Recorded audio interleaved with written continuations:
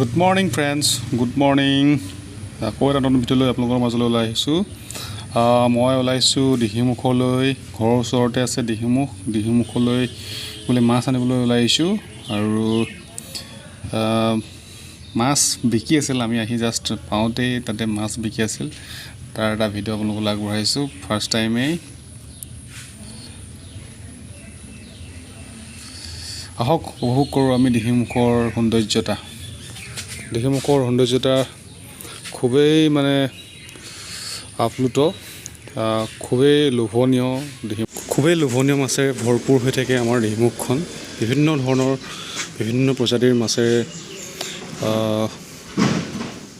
বাৰিষা কালত সৌন্দৰ্যতা বহন কৰে।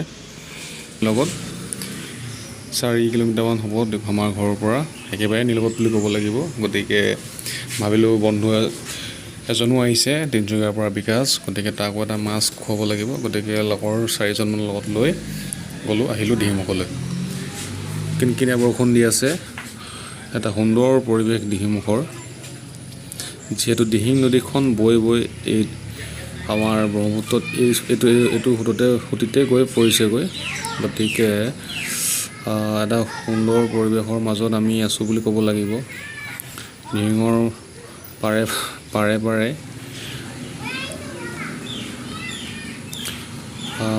বিভিন্ন প্ৰজাতিৰ মাছেৰে ভৰি পৰে আমাৰ দিহিমুখখন।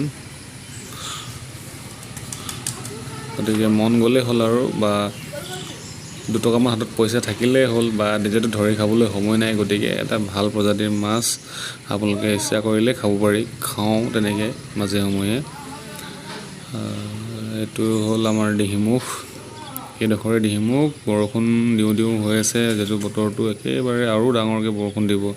গতিকে বেছি দেৰি নকৰোঁ, এটা শ্বৰ্টকৈ ভিডিঅ' বনাইছোঁ জাষ্ট আপোনালোকৰ মাজলৈ। দিহিঙৰ পৰিৱেশটোৰ ওপৰত পৰিৱেশৰ ওপৰত এটা ভাল ভিডিঅ' মই আগবঢ়াম। গোটেই ভালকৈ এটা বহল আলোচনা কৰিম ভালকৈ এদিন। কিন্তু আজি এটা শ্বৰ্ট ভিডিঅ' বনাইছোঁ জাষ্ট